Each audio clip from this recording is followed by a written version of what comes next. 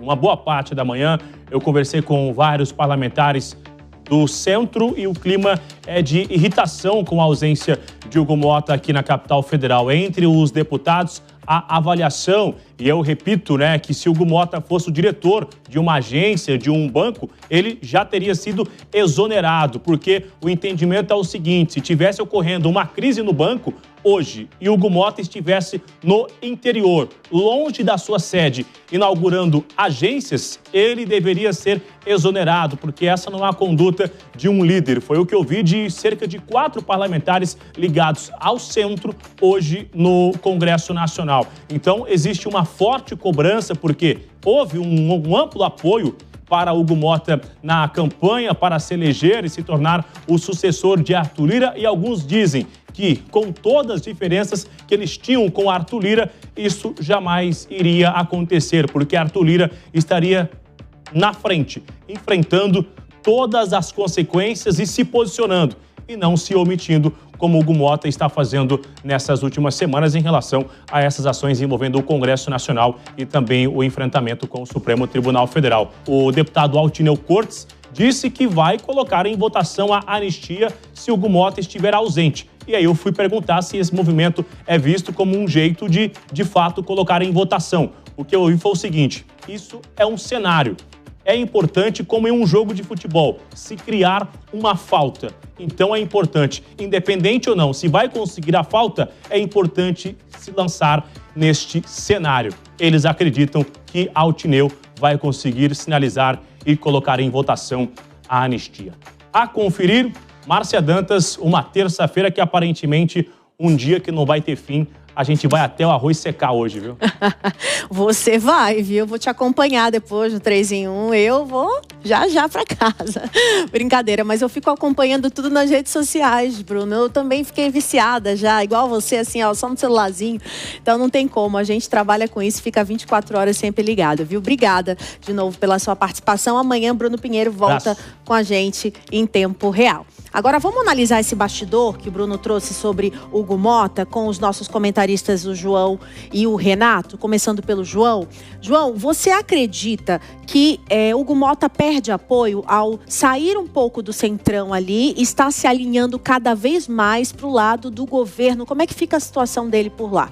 Veja, Márcia, para o presidente da casa, ele sempre, até para ser eleito, talvez seja uma das eleições nas quais são feitas a maior quantidade de promessas. Vou ajudar a situação, vou ajudar a oposição, vou ajudar o centrão, mas na hora que se toma posse do cargo, aí você lida com a bigorna da realidade. Como o Bruno mencionou, é muito espantosa a ausência do Hugo Motta hoje, ainda que ele tenha tido algum evento marcado do Ministério da Saúde ou algo nessa linha, ele deveria ter desmarcado ou ter faltado estado na Câmara, né? Estamos numa crise institucional, talvez a maior dos últimos anos, certamente a maior dos últimos anos, e não tem o presidente da casa lá. Agora, o Altineu, ele já havia sido ventilada essa questão anteriormente pelo Bolsonaro, quando ele franqueou seu apoio tanto ao Hugo Motta quanto ao Alcolumbre, que eventualmente, no caso da ausência do presidente de uma das casas, se poderia questionar que o presidente em exercício pautaria o tema. O Altineu falou que faria isso,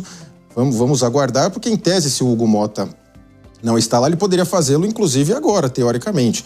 Então, assim, há um grande caldeirão ali agora, que o Hugo Motta chegue hoje na Câmara, porque assim, temos uma casa sem presidente, o Hugo Motta, o Alcolumbre, inclusive, como mencionei, estão em vistas, eles próprios estão ali no radar de uma eventual punição pelo governo Donald Trump. Pois é, e tem uma crise institucional acontecendo, né, Renato? Qual vai ser o posicionamento, então, de Hugo Motta na sua análise? Qual que deve ser nos próximos dias? É uma crise institucional muito séria, né? Porque o Supremo Tribunal Federal ali sendo indagado, né, na figura ali do ministro Alexandre de Moraes, né, ao mesmo tempo um ex-presidente ali com um problema muito sério, com prisão decretada, né, de domiciliar, um problema internacional com os Estados Unidos da América. Então, assim, o Hugo Motta possivelmente vai chamar, primeiramente, eu acho que as lideranças do centro para conversar, deve já estar conversando com eles ali, porque quem dá esse caldo mesmo, quem depende dos grandes movimentos na Câmara é o centrão, são os partidos mais centralizados, né? PSD, MDB, União.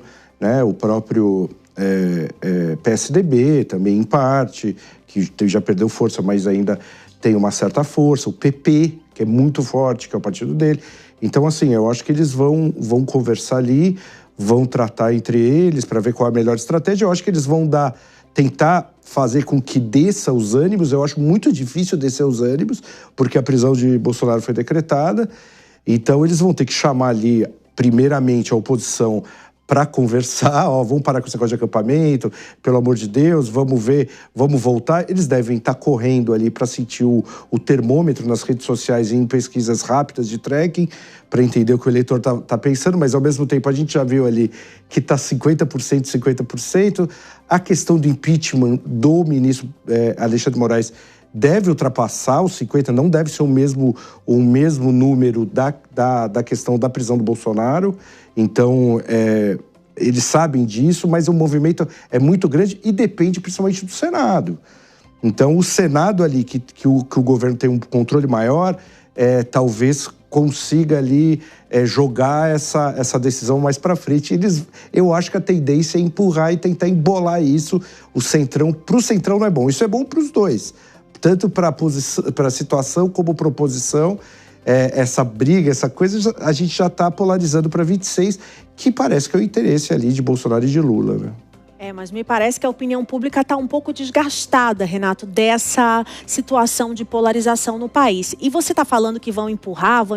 João, uma última pergunta então para você. O julgamento de Jair Bolsonaro deve acontecer nos próximos meses. E quanto mais perto fica, me parece que os ânimos vão ficando mais acirrados. Você acredita que a direita, então, vai partir para cima para um radicalismo ainda maior nessa fala de narrativa de perseguição contra o STF? Como é que vai ser? Eu não sei se não necessariamente da questão de uma radicalização, mas sim de insistir nesses pontos que foram colocados, principalmente hoje, lá pelos parlamentares que lá estiveram, os senadores, no sentido dessas pautas, tanto do impeachment, quanto da anistia, quanto do fim do foro por prerrogativa de função, entre outros temas mais candentes. Agora, causa realmente muito espanto a ausência do Hugo Mota, o Alcolumbre não se posicionar nesse sentido. E como o Renato colocou, a questão do Centrão, que é quem decide tudo, que é a maioria dos deputados, se tem uma coisa que o Centrão odeia é tomar uma decisão. Ele gosta ali de manter o establishment, manter as coisas funcionando como estão. Agora, me parece que a ideia do Hugo Mota e do Alcolumbre é empurrar essa semana o máximo possível, o que de alguma forma acaba também favorecendo a situação e a oposição, que ficam lá bastante verborrágicas, bastante quentes ali no Congresso, e não se decide nada, o que dá mídia, dá palanque, dá bastante engajamento para todos ali os envolvidos. Renato, então, a sua última análise em relação a quem deve ser o candidato em 2026 da direita?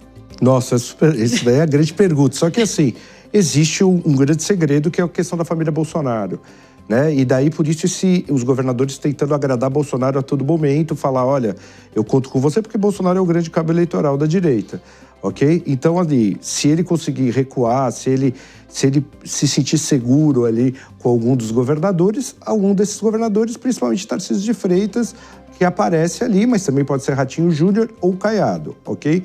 Aí também alguém da família dele, que eu acho que nesse momento poderia ser o Michele ou o Flávio.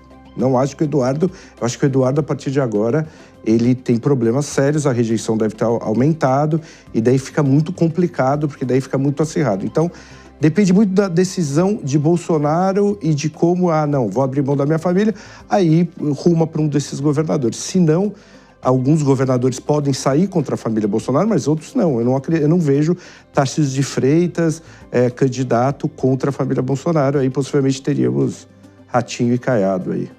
Muito obrigada, então, Renato Dorgan, pela análise, João Belucci também pela participação em tempo real com a gente.